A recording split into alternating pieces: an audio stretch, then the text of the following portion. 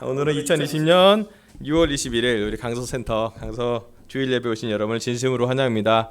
우리 가정에 있는 분들도 또 직장에 있는 분들도 개인적인 사람도 있는 분도 여기 계신 분도 모두 하나님이 환영한다고 서로 박수를 쳐주면 좋겠습니다. 저는 특별히 오늘 그 은영자매 성찬을 들으면서 너무 은영자매가 강서교회 온 것이 너무 잘됐다 생각이 들었고요. 또 우리 신혼부가 있어서 너무 감사하다 생각이 들었습니다. 오늘 특별히 환영할 사람이 있는데 우리 잠실에서 전병기 형제가 잠깐 저희를 함께해서 이 건물을 형님이 많이 치료해 주시고 방수도 해주셨고 저희한테 너무 많은 은혜를 주셨는데요. 우리 병경님이랑 함께 예배드릴 수 있으니 너무 감사합니다. 또 우리 민호 형제도 있어서 너무 감사하고요. 또 은영 자매도 있고 재욱 형제도 있고 영우 형제까지 있어서 오랜만에 예배당에 2배속 6명의 예배를 드려서 너무 기쁩니다.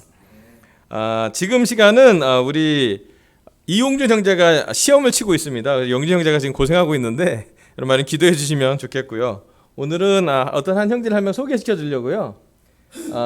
저가 있고 중간에 우리 용준 형제 잘 알겠죠. 그다음 왼쪽에 마스크를 쓰고 있는 형제가 고명재, 영어 이름은 샘 코고요. 한국 이름은 명재라는 작년 11월 11일 빼빼로데이 때 세례받은 보스턴에 있는 대학을 졸업하고 한국에 와서 지금 이제 군대 갈 준비를 하고 있는 캠퍼스 형제입니다. 그래서 집이 여의도예요. 그래서 여의도 가서 우리 냉면 먹고 그랬었는데 아마 이 인터넷 예배 드릴 텐데 여러분 환영하면 좋겠고요. 명재가 얼마나 귀한 사람이에요. 99년생. 네. 20대 초반에 따끈따끈한 형제 군대를 준비하고 어학병 준비하고 있는데 기도하면 좋겠고요. 작년 11월에 세례받은 아주 어린 영 크리스찬이기 때문에 우리 많이 기도해 주시고 격려해 주시면 좋겠고요. 이 코로나 상황이 조금 정리가 되면은 우리 많이 격려해 주시면 좋겠습니다. 저는 계속 지금 슬기로운 제자 생활이라는 주제로 말씀을 전하고 있습니다. 이 슬기로운 제자 생활이라는 글씨체와 폰트를 만들어 준 사람이 은영자매랑 영우 형제예요. 멋있지 않습니까? 예, 요즘 슬기로운 의사생활 5명 조금 옆에 있기도 하고 되게 산뜻해 보이기도 해서 슬기로운 제자 생활도 너무 중요한 것 같아서 요즘 말씀을 전하고 있습니다. 지난 우리 주중에는 하나님을 경외하는 사람 고넬료, 그러니까 첫 설교는 하나님을 경외하는 것이 지혜의 근본이라는 말씀을 전했고, 또 지난 수요일 날은 하나님을 경외하는 사람 고넬료에 대해서 말씀을 전했는데 늘 기도하는 사람, 그 다음에 자선을 베푸는 사람에 대해서 하나님을 경외할 때, 하나님을 두려워할 때 정말 슬기로운 하나님을 경외하는 사람이 될 때 고넬료에 대해서 말씀했는데요. 오늘은 슬기로운 제사생활 3번째 말씀 전하기인데요. 슬기로운 5 처녀라는 성경 말씀에 예수님이 슬기로운 10 처녀의 비유 중에 5 처녀가 슬기롭기 때문에 말씀을 좀 보도록 하겠습니다. 우리 함께 마태복음 25장 1절부터 13절까지 제가 읽어보겠습니다. 마태복음 25장 1절입니다. 그런데 하늘나라는 저마다 등불을 들고 신랑을 맞으러 나간 10 처녀에 비길 수 있을 것이다. 그 가운데서 5은 어리석고 5은 슬기로웠다. 어리석은 처녀들은 등불을 가졌으나 기름은 갖고 있지 않았다. 그러나 슬기로운 처녀들은 자기들의 등불과 함께 통에 기름도 마련하였다. 신랑이 늦어지니 처녀들은 모두 졸다가 잠이 들었다. 그런데 한밤중에 외치는 소리가 났다. 보아라, 신랑이다. 나와서 맞이하여라. 그때 그 처녀들이 모두 일어나서 제 등불을 손질하였다. 8절. 미련한 처녀들이 슬기로운 처녀들에게 말하기를 우리 등불이 꺼져가니 너희의 기름을 좀 나누어 다오 하였다. 그러나 슬기로운 처녀들이 대답을 하였다. 그렇게 하면 우리에게나 너희에게나 다 모자랄 터이니 안 된다. 차라리 기름 장수들에게 가서 사서 써라. 미련한 처녀들이 기름을 사러 간 사이에 신랑이 왔다. 준비하고 있던 처녀들은 신랑과 함께 혼인잔치에 들어가고 문은 닫혔다. 그 뒤에 나머지 처녀들이 와서 주님, 주님, 문을 열어주십시오 하고 애원하였다. 그러나 신랑이 대답하기를 내가 진정으로 너에게 말한다. 나는 너희를 알지 못한다 하였다. 그러므로 깨어 있어라. 너희는 그 날과 그 시각을 알지 못하기 때문이다. 아멘. 여기 마태복음 25장에 보면 예수님이 10명의 처녀에 대해서 비유를 했습니다. 하늘나라에 대한 비유를 말씀을 했고 또 깨어 있어. 언제 신랑이 오지 알지 못하기 때문에 깨어 있으라라는 주제로 예수님은 하늘나라에 대한 비유로 열 처녀의 비유를 말씀을 했습니다. 이 열 처녀의 비유는 독특하게도 마태복음에만 있어요. 레위였던 세모인이었던 마태만 이 열 처녀, 슬기로운 처녀와 미련한 처녀에 대해서 말씀을 기록하고 있습니다. 우리가 조금 아는 구절이지만 이 구절을 이해하기 위해서는 이스라엘의 결혼 문화와 풍습에 대해서 조금 연구가 필요합니다. 그래서 누가 연구를 많이 해놨더라고요. 제가 찾아봤습니다. 표가 있는데 그냥 짧게 좀 볼게요. 이스라엘 결혼 풍습과 구원 계획이라는 주제로 어떤 분이 연구를 해놨는데요. 여기 왼쪽 부분만 제가 읽어볼게요. 이스라엘의 결혼 풍습은요, 신랑이 결혼 진창금 또는 정혼 계약서 크루바를 준비한 다음에 약혼 정혼을 합니다. 그 다음에 처소를 마련하러 신혼집을 마련하러 집으로 돌아가요. 그 다음에 집으로 처소를 마련한 후에 예고 없이 처가로 돌아와 정혼한 처녀 신부를 데리고 집으로 데려간대요. 아버지 집에 마련된 신방에서 신랑과 신부가 7일간 머물어요. 이게 혼인잔치에 진행하는 거예요. 그리고 7일 후에 하객들에게 신부를 공개하는 게 이제 이스라엘의 결혼 풍습입니다. 이게 이제 성경에서도 신랑 신부에 대한 비유가 많이 나오고 또 그와 유사한 비유가 있기 때문에 그 비유에 대한 것을 구절로 이렇게 다 적어놨습니다. 제가 올려놓을 테니까 나중에 보시면 돼요. 여긴 특별히 제가 하는 것은 이제 마태복음 25장에 나오는 이 처소를 마련하고 예고 없이 처가로 돌아간 정황에 대해서 우리가 준비를 해야 된다고, 우리가 다시 그리스도를 예수님을 만날 때 우리가 준비해야 된다고 여기 보여집니다. 여기 보면 결혼 계약서 크루바라는 케투바라는 이 유명한 그 계약서예요. 근데 이거는 이스라엘 사람들이 하는 결혼 계약서. 왜 그러냐면 이 계약서 때문에 여성 인권이 보호가 됐대요. 만약에 이혼을 하게 되면 이 계약서를 보여줘야 되고 이 계약서에 따라서 최소한의 여성이 살 수 있을 만큼의 재산 또 그 여자의 인권이 침해되지 않게 참 지금보다 훨씬 오래된 풍습인데도 불구하고 유대의 결혼 풍습에는 사람을 사랑하고 특별히 여성을 보호하는 그런 모습이 보입니다. 특별히 여기에 열 처녀의 비유가 나오는데요. 5명은 어리석고 공교롭게도 같은 숫자가 슬기로웠다고 합니다. 뭐 그림으로 상상은 그런데요. 위에 이렇게 약간 천막 같은 걸 치고 그 다음에 이제 여성 그 결혼한 부부가 나오고 이스라엘은 그렇게 보시면 알겠지만 문이라는 것을 볼 수 있을 정도로 닫혀지는 그런 행사라고 보여주면 됩니다. 네, 이렇게 그 결혼 잔치에 그 결혼하는 그 장면이 나오는데요. 여기 나온 비유는 예수님이 주신 비유이기 때문에 완전히 어떻게 설명하기는 어렵지만 그래도 우리가 이 말씀을 통해서 특별히 천국을 준비하면서 공부해보고 또 깨어 있으면서 배워야 될 필요가 있다고 생각이 듭니다. 여기 나오면 이제 신랑과 신부 그리고 열 처녀에 대해서 성경은 기록하고 있는데요. 많은 신학자들은 이 신랑은 예수 그리스도라고 그러고요. 신부는 교회라고 생각하고 있습니다. 그리고 10명의 처녀는 들러리인데 천국을 함께하는 들러리인지 함께하지 못하는 들러리인지 나눠지는 그 구분에 대해서 명확한 구원이 되느냐 안 되느냐라고 정확한 경계점을 이야기하고 있습니다. 특별히 4절 말씀에 보면 제가 읽어드릴게요. 그러나 슬기로운 처녀들은 자기들의 등불과 함께 통의 기름도 마련하였다고 그러는데요. 제 첫 번째 설교 포인트는요. 열 처녀의 공통점입니다. 여긴 공통점과 차이점이 있죠.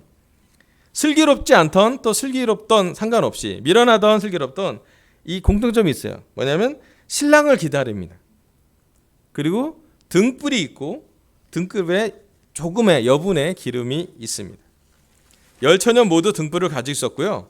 열 처녀 모두 신랑을 기다리고 있었고요. 또 열 처녀 모두 등을 갖고 있었습니다.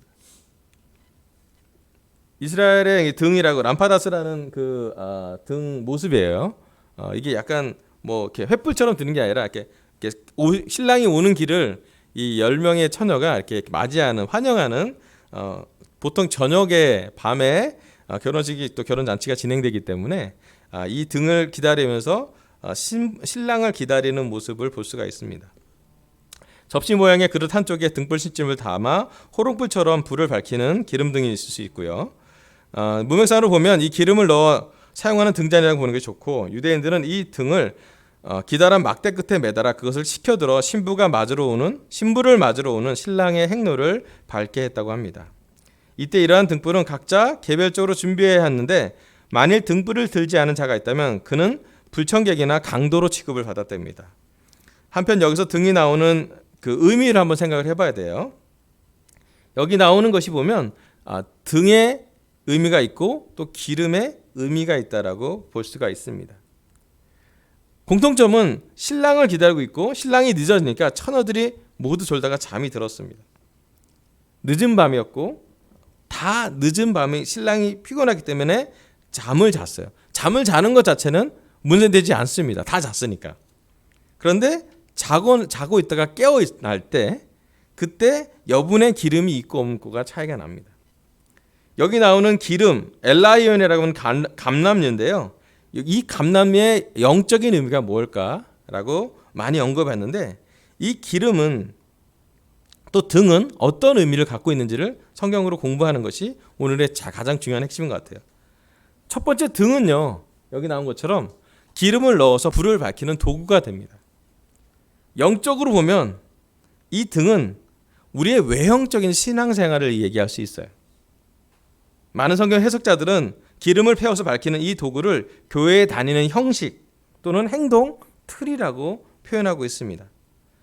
우리가 교회에 예배를 드려서 출석해서 예배를 드리는 것, 헌금을 드리는 것, 또 전도하는 것, 성역 공부에 참여하는 것, 선교에 도움을 주는 것, 또 기도하는 것, 또 말씀을 보는 여러 가지 우리가 영적인 행위를 하는 것으로 그 등을 표현하게 됩니다.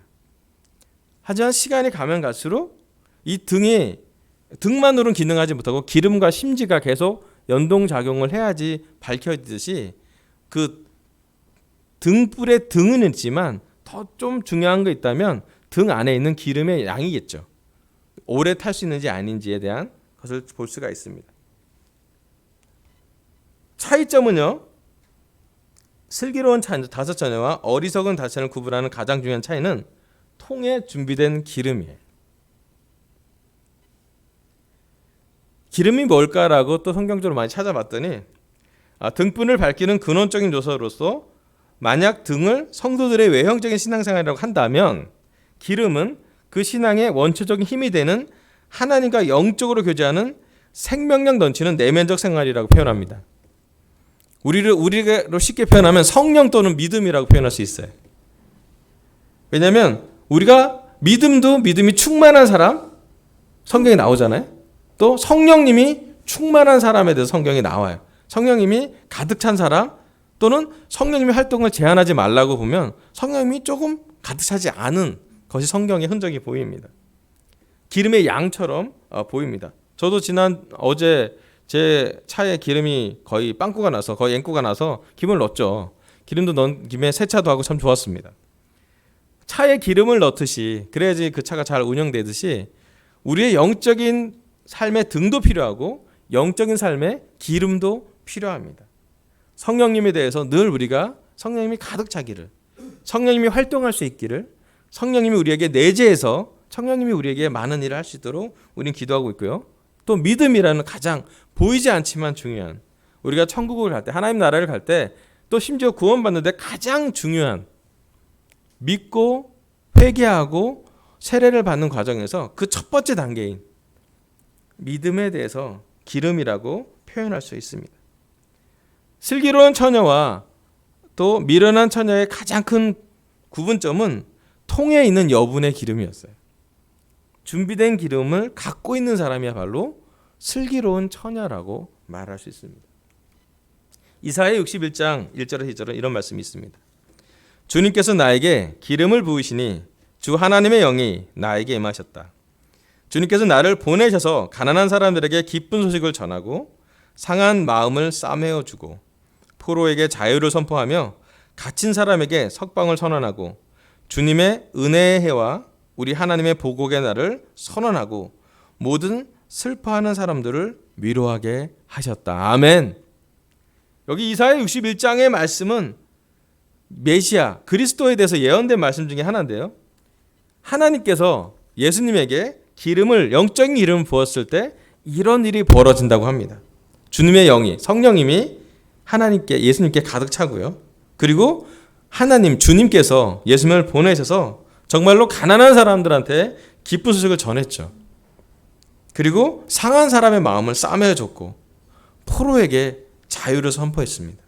갇힌 사람을 석방했고요. 주님의 은혜의 해와 하나님의 보복의 날, 같은 날이에요. 은혜의 해가 보복의 날 같은 심판 날에 슬퍼하는 사람을 위로하게 하셨다고요. 지금 우리 대한민국에 또 전 세계 사람들에게 가장 필요한 분이 있다면 바로 예수님입니다. 특별히 기름 부음 받으신, 여기서 나온 기름은 왕을 임명할 때 하는 그 기름과 연결이 됩니다. 아주 비싼 기름이에요. 이 기름을 부었을 때 하나님의 영이 함께 온다라고 이스라엘 사람들은 믿었어요. 그럼 이 말씀을 우리가 깊게 슬기로운 처녀 5명과 미련한 처녀 5명을 눈으로 보지만 실제로 하나님이 이 말씀을 또 예수님이 통해서 이 말씀을 우리에게 주신 이유가 뭘까? 깊게 묵상해 본다면 우리야말로 우리의 영적인 기름이, 우리의 영적인 성령님이 또 믿음이 우리 안에 채워져 가고 있는지를 한번 확인해 볼 필요가 있습니다. 특별히 우리가 구원을 받은 사람으로 구원을 계속 이루어가는 과정으로 또 심지어 어떤 사람을 구원해 줄 도구로서 복음의 통로가 될 우리가 해야 될 가장 중요한 것은 우리의 개인적인 삶에 기름을 채워 넣고 준비하고 있는 거예요. 여기 보면 슬기로운 다른 처녀도 신랑이 늦게 오니까 자긴 했어요. 괜찮아요. 하지만 여분의 기름이 충분히 갖고 있는 그런 처녀들에게 대해 문제가 없었습니다. 오늘 이 시간을 우리한테 좀 적용을 해본다면 우리는 얼만큼 우리의 삶에 예수님의 영으로 여분의 영이 우리에게 가득 차 있습니까? 우리의 직장 생활과 우리의 가정 생활과 우리의 개인 생활 중에 우리는 얼만큼 여분의 예수님의 영을 보유하고 있고 채워져 있고 그리고 그것이 있기 때문에 우리가 더 기쁘게 살고 또 자유롭게 살고 또 심지어 우리도 부족하지만 누군가 부족한 사람을 도와주기도 하고 상처받은 사람을 싸매어 주기도 하고 위로하게 되는 과정도 거둘 수 있는 것 같아요. 중요한 것은 예수님의 영이 성령님이 우리 안에 내재하실 때에 그것이 충분할 때 그것이 흘러넘쳐서 누군가에게는 복음을 또 누군가에는 위로를 누군가에겐 좋은 소식을 전해줄 거라고 믿습니다. 중요한 건 그러한 기름을 우리에게 계속 잘 채우는 통과 준비된 통에 기름을 미리미리 잘 준비해 놓은 것이 중요한 것이죠. 히브리서에 이런 말씀이 써 있습니다. 히브리서 1장 8절에서 9절. 아들에 관해서는 성경에 이르기를 하나님 주님의 보좌는 영원 무궁하며 공의의 막대기는 곧 주님의 왕권입니다. 주님께서는 정의를 사랑하시고 불법을 미워하셨습니다. 그러므로 하나님 곧 주님의 하나님께서는 주님께 즐거움의 기음을 부으셔서 주님의 동료들 위에 높이 올리셨습니다 하였습니다. 아멘. 히브리서의 말씀이 이렇게 얘기합니다. 주님께 즐거움의 기음을 부으셨대요. 그래서 주님을 가장 높이셨다라는 표현을 합니다. 하나님은 예수님을 보내셔서 하나님의 아들을 보내셔서 인간의 모습이었지만 하나님의 영, 기름을 부으셔서 주님의 동료들한테 높이 세웠다고 합니다. 중요한 것은 우리의 삶에 우리의 마음속에 우리의 통에는 어느 정도의 기름이 채워져 있는지 확인해 보시길 부탁하고 싶어요. 우리는 영적으로 성령이 충만하고 있는지 늘 우리가 믿음이 부족한다고 인식을 하지만 우리 믿음을 채울 수 있도록 우리는 무엇을 하고 있고 어떤 마음을 가져가고 있는지 정말 중요한 것 같아요.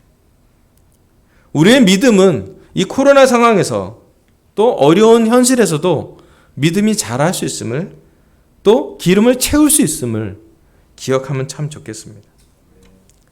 마태복음 25장 8절 10절에 이런 말씀이 나옵니다. 미련한 처녀들이 슬기로운 처녀들에게 말하기를 우리 등불이 꺼져가니 너희의 기름을 좀 나누어 다고 하였다. 그러나 슬기로운 처녀들이 대답을 하였다. 그렇게 하면 우리에게나 너에게나 다 모자랄 터이니 안 된다. 차라리 기름 장수들에게 가서 사서 써라. 미련한 처녀들이 기름을 사러 간 사이에 신랑이 왔다. 준비하고 있던 처녀들은 신랑과 함께 혼인잔치에 들어가고 문은 닫혔다. 아멘. 슬기롭고 미련한 처녀의 차이점은 기름을 채우지 않은 것뿐만 아니라 한 가지가 더 있어요. 그게 뭐냐면 언제든지 내 기름을 채우실 거라는 생각을 하고 있다는 거예요. 이 기름을 꿀 수 있다라는 확신이 있는 사람이 미련한 처녀예요. 그리고 빌릴 수 있다는 교만과 빌릴 수 있다는 게으름과 빌릴 수 있기 때문에 어쩌면 그래서 채워놓지 않은 것일 수도 있겠죠. 여기 슬기롭고 미련한 것의 구분점은 아마도 이것일 수도 있습니다. 기름을 빌려서 쓰는 게 익숙한 사람들이 있어요. 근데 성경은 얘기합니다. 이 기름은 자기 기름은 자기가 채워넣어야 된다고. 누구의 기름을 대신 빌려 써서는 안 된다라는 표현이 나옵니다. 어쩌면 우리 강석교회 제자들, 이 설교를 듣는 분 모든 분에게 예수님이 전하는 말씀이기도 해요. 여러분, 내 기름통에는 하나님이 주시는 나의 기름으로 채워야 됩니다. 누군가 영적인 사람의 기름을 내 것으로 자꾸 빌려한다고 우리가 될 것이 아니에요. 성령님은 하나님에게 충분히 주셨습니다. 언제든지 하나님께 가면 하나님께 넉넉하게 주실 거라고 생각해요. 믿음도 마찬가지예요. 우리가 믿으려고 기도하려고 할 때, 또 믿으려고 말씀을 보려고 할 때, 믿으려고 뭔가 하려고 할 때 사실 놀랍게도 하나님은 믿음을 주세요. 또 믿음대로 살 수 있도록 우리 삶을 많이 허락해 주십니다. 우리 삶에 여러 선택이 있어요. 그런데 슬기로운 처녀들은 빌리기에 익숙합니다. 또 당연히 빌려달라고 요청합니다. 혹시 여러분, 우리의 구원을 위해 누군가의 믿음을 빌려 쓰고 있지 않습니까? 또는 빌릴 수 있다라고 우리가 막연하게 또는 교만하게 게으르게 생각하고 있지 않습니까? 내가 오늘 믿음 없음을 누군가의 믿음 있는 사람을 함께 두며 편승하고 살고 있지 않습니까? 결혼문제에 말씀드리고 싶어요. 우리 남편과 아내의 믿음을 서로 빌려 쓰고 있지는 않습니까? 성경은 얘기합니다. 같이 물론 구원을 이뤄나가야 하지만 자기 통에 자기 믿음을 채워놓으라고. 자기 통에 자기 기름을 채워놓으라고 얘기를 합니다. 왜냐하면요, 구원 마지막에 우리가 하나님 만날 때 내 아내 탓 남편 탓이 안 먹힙니다. 내 믿음으로 하나님은 구원을 받을 거예요. 또 언제 우리가 주님을 만날지 우리는 또 알지도 못합니다. 한날 한시에 같이 끝날 수도 있지만 그러지 않을 가능성이 훨씬 높죠. 여러분, 우리 믿음은 우리의 통에 우리의 기름을 채워 넣어야 합니다. 우리의 성령님은 하나님이 무제한적으로 제공해 주시긴 하지만 주위의 사람 빌려 쓰는 것이 아니에요. 그것이 바로 슬기로운 것과 지혜로운 처녀의 차이이기도 합니다. 그런 기름은 나눠주는 것이 아니라 우리 개인적인 삶에서 늘 준비하고 있는 것이라고 예수님은 이야기합니다. 믿음은 자기 믿음으로 구원을 받는 거예요. 부모 믿음으로 아이들이 구원받는 게 아니고요. 아이들의 믿음으로 자기 구원을 만들어가는 것이고요. 개인적인 삶의 구원이 필요합니다. 마지막으로 누가복음 12장 35절부터 30절 이런 말씀이 나옵니다. 너희는 허리에 띠를 띠고 등불을 켜놓고 있어라. 마치 주인이 혼인잔치에 돌아와서 문을 두드릴 때에 곧 열어주려고 대기하고 있는 사람들과 같이 되어라 라고 누가복음은 기록하고 있습니다. 예수님은 얘기해요. 허리에 띠를 띠고 등불을 켜놓고 있으라고. 그리고 마치 주인이 혼인잔치에서 돌아와서 문을 두드릴 때 대기하고 있으라고요. 요즘 우리 삶이 되게 복잡하기도 하고 걱정도 많아지고 혼란스럽기도 합니다. 코로나 때문에 많은 사람들이 힘들어하고 있고 우리 삶이 불편해지기도 합니다. 또 심지어 최근에는 북한의 어떤 이슈 때문에 생각이 끊임없이 북한 생각을 많이 할 수도 있어요. 괜찮습니다. 우리의 직장이 걱정되기도 하고 우리의 건강이 걱정되기도 하고 우리의 삶이 어려울 수도 있어요. 하지만 한 가지 기억하길 바라요. 그날이 온다고요. 도둑같이 우리가 예상하지 못할 때에 기름을 준비하는 처녀처럼 살고 있을 것인지 아니면 미련하게 기름을 꿀 수 있을 거라고 생각하고 사는 처녀처럼 살 것인지 우리는 오늘 선택할 수 있습니다.